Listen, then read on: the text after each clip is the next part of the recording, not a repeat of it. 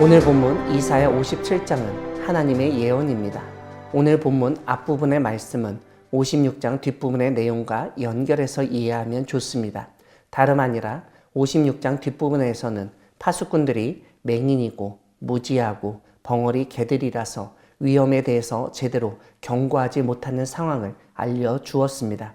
거기에다가 그들은 탐욕이 심하여 족한 줄을 알지 못하는 자들이고 몰지각한 목자들이라서 자기 이익만 추구하던 사람들이라고 그들의 잘못을 지적하셨습니다. 이것은 이스라엘의 지도자들이 제구실을 못한다는 것을 의미했습니다. 이런 사회에서 의인이나 정직한 자는 피해를 보고 심지어 생명을 잃게 됩니다. 오늘 본문 3절부터는 이사야 시대의 사람들의 악행이 고스란히 기록되어 있습니다. 하나님은 먼저 무당의 자식, 간음자, 음녀의 자식들에게 가까이 나오라고 말씀하시며 소환하십니다. 4절은 그들의 간음 행위, 어찌 보면 성적으로 타락한 모습이면서도 다른 한편으로는 우상을 섬기는 모습을 보여준다고 할 수 있습니다. 5절에서 우리는 그 당시 사람들이 행하던 우상 숭배의 대표적 행위를 두 가지 알게 됩니다. 하나는 상수리 나무 사이, 푸른 나무 아래에서 음욕을 피웠다는 것이고, 다른 하나는 골짜기 가운데 바위 틈에서 자녀를 도살하였다는 것입니다. 상수리 나무와 푸른 나무는 우상 숭배를 하는 대표적인 장소였던 것 같습니다. 이뿐만 아니라 우리가 구약에서 보는 것처럼 인신 제사까지도 행해진 것 같습니다. 6절은 그런 모습을 우리에게 설명하는 것 같은데, 골짜기 가운데 매끄러운 돌들 중에서 제비를 뽑아 얻은 목도 언급합니다. 이와 함께 전제와 예물을 그것들에게 바쳤다고 하는데, 이것은 하나님께 드리는 제사 형식을 우상 숭배 그대로 사용했다는 것으로 이해할 수 있습니다. 그뿐만 아니라 이스라엘은 하나님의 말씀을 중심으로 살도록 하나님의 말씀을 문과 문설주에 두어야 했는데, 이스라엘은 오히려 기념표를 붙여 두었다고 합니다.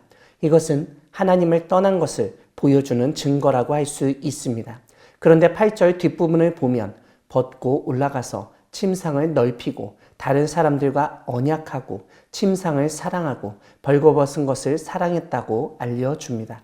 이것은 그들이 얼마나 음란하게 생활하고 성적으로 타락하고 그만큼 우상 숭배에 또한 열을 내었는지를 보여주는 모습이라고 할 수 있습니다.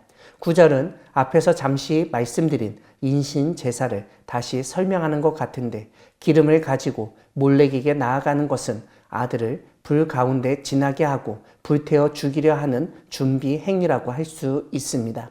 이런 가운데 11절을 보면 이스라엘은 누군가를 두려워하고 누구 때문에 놀라서 거짓말까지 한 것을 알게 됩니다. 이러한 행동은 결국 하나님을 생각하지 않고 하나님을 마음에 두지 아니하였기 때문입니다.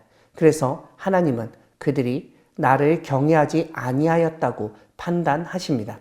그런데 11절 뒷부분에서 하나님이 하시는 말씀은 우리를 당황스럽게 만듭니다.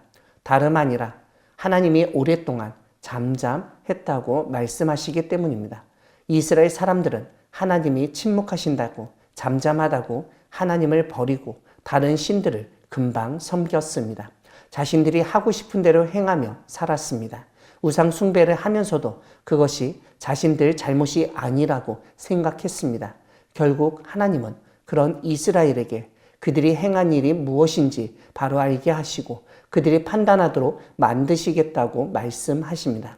무엇보다 하나님은 그렇게 우상 숭배하던 이스라엘 사람들에게 하나님께 부르짖지 말고 너희가 섬기던 우상에게 부르짖으라고 말씀하십니다. 내가 모은 우상들에게 너를 구원하게 해보라고 말씀하십니다. 하지만 그 우상들은 도울 수도 없고 구원할 수도 없는 존재입니다. 결국 그 우상들은 바람에 날려갈 쭉정이 겨와 같은 존재임을 일깨우십니다. 이렇게 우상을 섬기던 사람들과 달리 하나님을 의뢰하는 자는 땅을 차지하겠고 하나님의 거룩한 산을 기업으로 얻게 될 것이라고 약속하십니다.